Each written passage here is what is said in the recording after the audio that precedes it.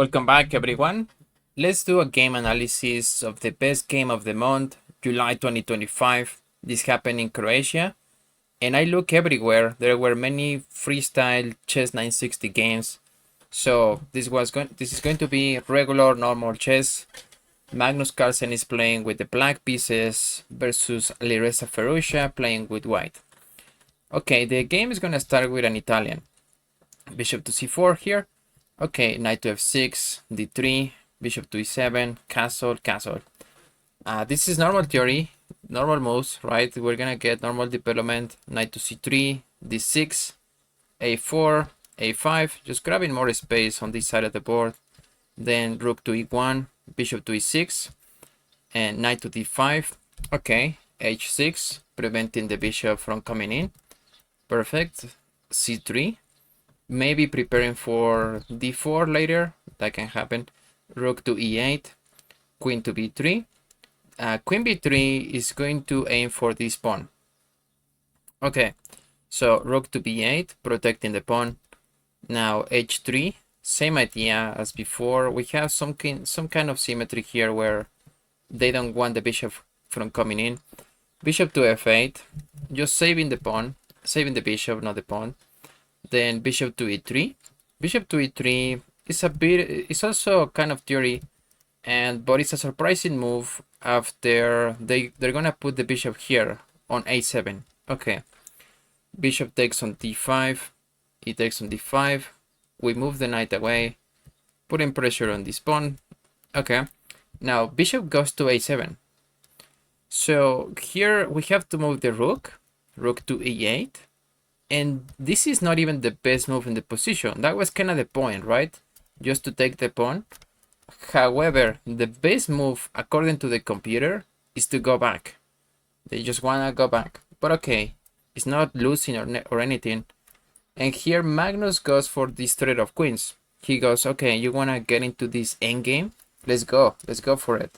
So Magnus trades queen. And then the bishop has to go back anyway.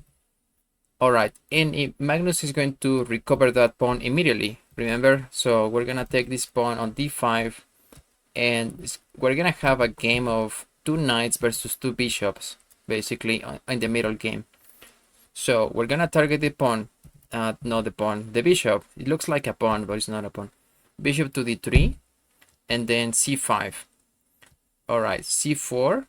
Something that you don't really wanna do in terms of a strategy is to push this pawn, for example, because you're kicking out the bishop.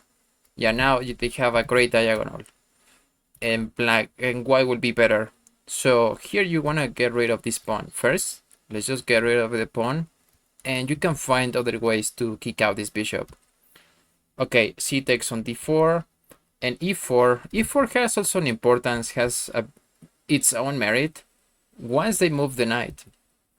So, the knight goes to c4, and we get this configuration where this bishop is going to hold on to everything in this one. So it's very weird that it actually looks like a pawn. That's why my brain was, I don't know, confused.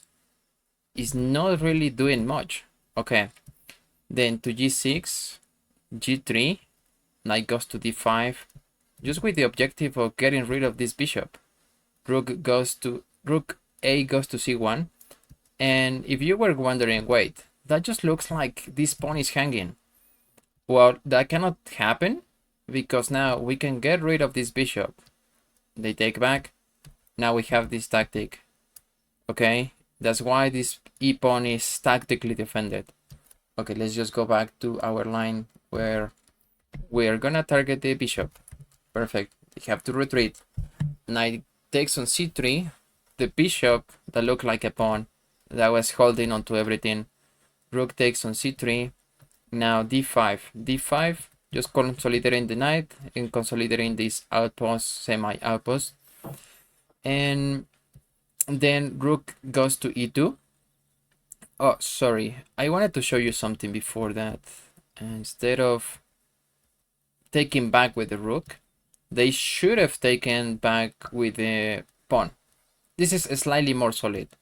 So after this, you still, there's a lot of things to play for. But okay, this happens. It's still very playable. Rook takes on c3, then rook goes to e2, maybe protecting this pawn. Bishop to g7, and yeah, also just targeting this one. Bishop takes on c4, and here you also have kind of a decision, or Magnus has a decision to take.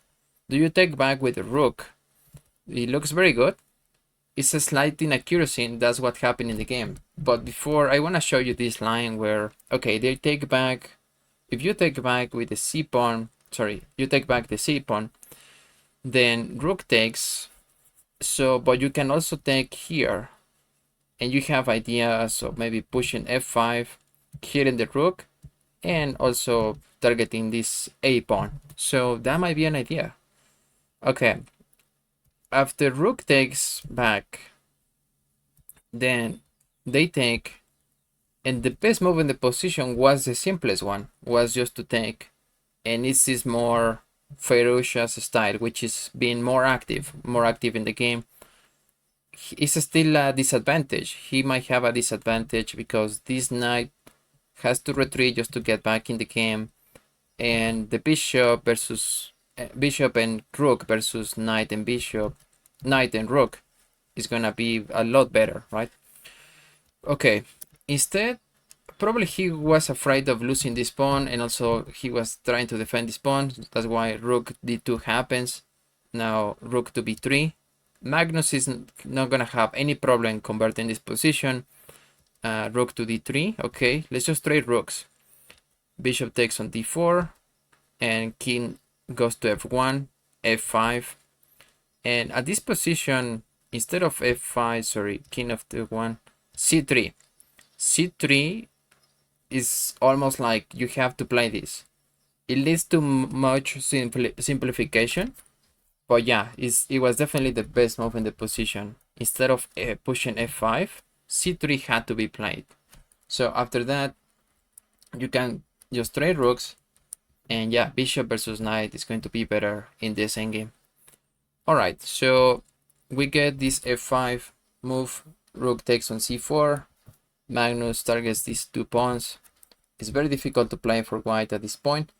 Knight to f4, and instead of knight to f4, knight to e3 was slightly better, just because it protects this diagonal, but okay. Then we get this, we get rid of this pawn on f2, then g4, bishop to g3, and here you still have to be super precise to play with white if you want to hold on to this position. For example, if you're thinking, why don't we just take this pawn?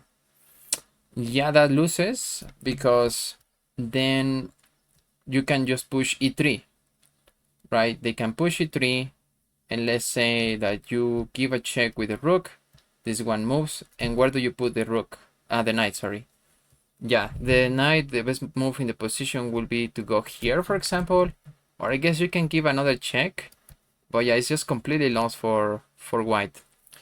Okay, let's just go back. Knight to e2, bishop to d6, preparing to push this pawn. Now g takes on f5, g takes on f5, knight e4. Okay, now e3, and these two passers are unstoppable. That's the problem for white. Knight goes to e2, and for example, instead of knight to e2, let's say they take the pawn. Okay, they might want to get rid of the pawn. The problem is the check. Yeah, they cannot really even try to attempt this, because once this happens, the knight is lost. Okay, let's just go back. Knight to e2, f4, and the same thing here, right? This is exactly the same line. If they get rid of this pawn, this check comes, and then this is going to be a completely losing position for white. Okay, rook to c3, f3, rook takes on e3, f takes on e2, and after this trade, Alireza resigned. He doesn't even take the rook, but let's say he takes. This is completely lost for white.